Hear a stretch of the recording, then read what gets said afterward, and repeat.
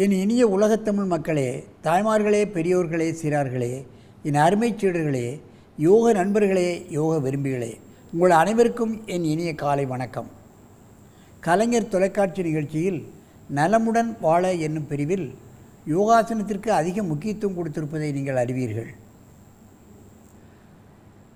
அதிலும் முதல் நிகழ்ச்சியாக தரப்படுகின்ற காரணத்தினால் எல்லா மக்களும் அதிகாலை வேளையில் பார்க்கிறார்கள், பழகுகிறார்கள், தங்களுக்கு ஏற்பட்டிருக்கின்ற பல்வேறு பிரச்சனைகளை நீக்கிக் கொள்கிறார்கள். லட்சோப லட்சம் மக்கள் இதனால் பயனடைந்திருக்கிறார்கள்.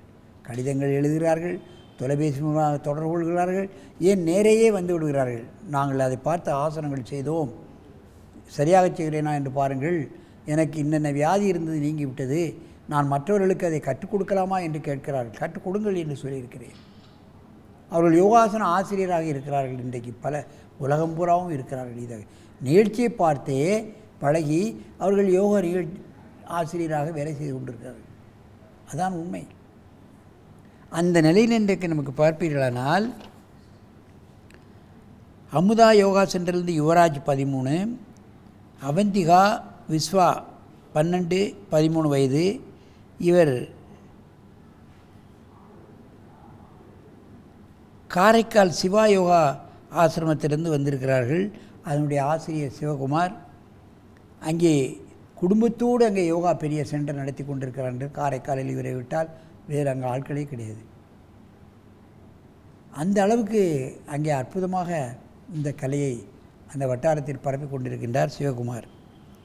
இந்த குழந்தைகள் இப்பொழுது வேக்கரபாத ஆசனத்தை செய்யப் போகிறார்கள். என் அருமை மாணவர்களே, நீங்கள் மற்ற இருவர்களும் பத்மாசனத்தை கலைத்துவிட்டு வேகரபாத ஆசனத்தை செய்யுங்கள்.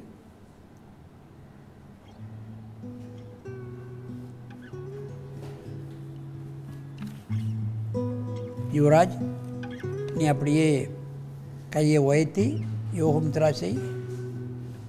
அப்படியே இருக்க வேண்டும்.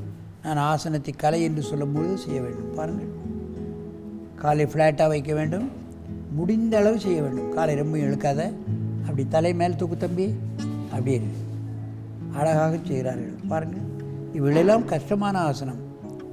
இவன் சிறுவன் யோகமுத்ரா செய்கின்றான். இப்பொழுதுதான் யோகாசனமே பழக ஆரம்பித்திருக்கின்றான். இவனுக்கு சற்று உடல் கனம் அதிகம். வயிற்றை குறைப்பதற்கு, தொடையை குறைப்பதற்கு இந்த ஆசனத்தை அவன் செய்து கொண்டிருக்கின்றான். ஜீரணக்கருவிகள் சரியாக செயல்படும் அற்புதமான ஆசனம் யோகமுத்ரா. ஆசனங்களில் முக்கியமான ஆசனங்களுக்கு முத்திரை குத்தப்படுகிறது. அது யோகமுத்ரா முக்கியமான ஆசனம். ஜீரணக்கருவிகள் நிச்சயமாக சரியாக வேலை செய்யும்.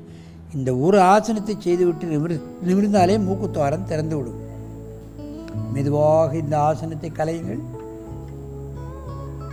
நீ யோகமுத்ராவை நிமிர்ந்து கையை கீழே இறக்கி 2 மூச்சு வாங்குங்கள். 2 மூச்சு வாங்குங்கள்.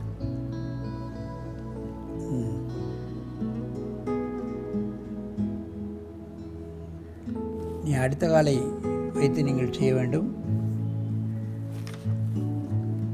நீ அடுத்த காலை திரும்பவும் யோகமுத்ரா செய். வேக்கரபாத ஆசனம்.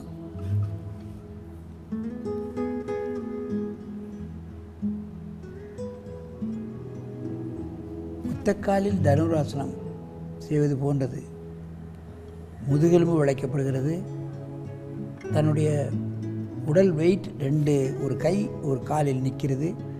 ஆகவே இவையெல்லாம் வெகு நாட்கள் வழங்கினால்தான் இவையெல்லாம் செய்ய முடியும். முழுமையாக யோகமுத்ரா செய்கிறான். மெதுவாக இந்த ஆசனத்தை கலையுங்கள். அப்படியே உட்கார்ந்து நீண்ட மூச்சு வாங்கிக் கொள்ளுங்கள். நன்றாக மூச்சு வாங்கிக் கொள்ளுங்கள்.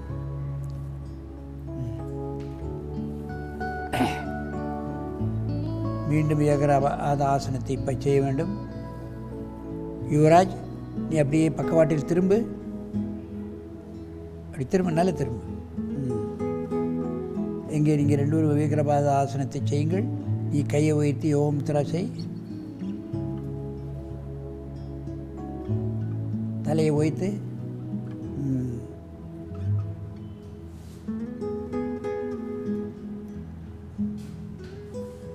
இந்த நிலையில் நேரம் நிற்க முடியாது. ஆனால் அந்த குழந்தைகள் பாருங்கள், மனோதிடம், மனோ உறுதி, ஒரு சங்கல்பம் எடுத்துக்கொண்டு எவ்வளோ நேரம் வேண்டுமானாலும் இந்த ஆசனத்தில் நிற்கலாம் என்று செய்கிறார்கள். மெதுவாக இந்த ஆசனத்தை கலையுங்கள்.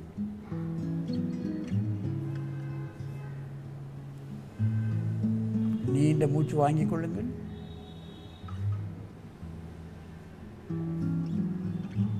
மீண்டும் அடுத்த காலை மடக்கி இந்த ஆசனத்தை செய்யுங்கள்.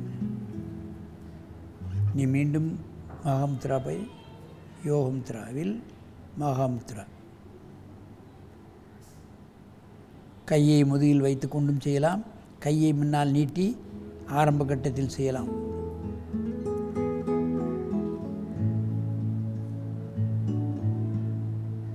மெதுவாக இந்த ஆசனத்தை கலையுங்கள்.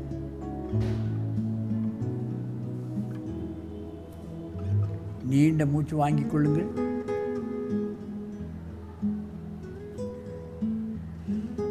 அடுத்த காலை மாற்றி வேகரபாக ஆசனத்தை செய்யுங்கள். மீண்டும் நீ கையை வைத்து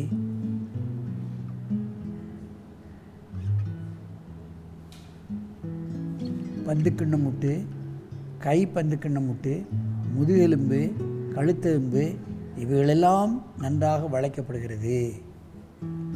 ஆகவே இவைகளெல்லாம் ஆரம்ப கட்டத்தில் சின்ன குழந்தைகள் முறையை செய்ய ஆரம்பித்து விட்டால் வயதான காலத்தில் கூட முதுகெலும்பு நன்றாக ஃப்ளெக்சிபிளாக இருந்தால்தான் எந்த விதமான பிரச்சனையும் இருக்காது. நான் ஏற்கனவே சொல்லியிருக்கின்றேன், முதுகெலும்பு வழியாகத்தான் 72,000 நாடி நரம்புகளும் செல்கின்றன.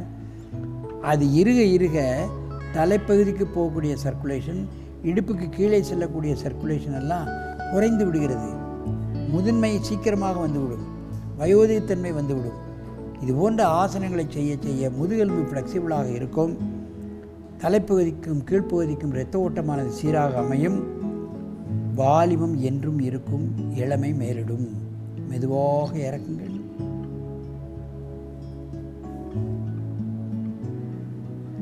நன்றாக மூச்சை வாங்கிக் கொள்ளுங்கள்.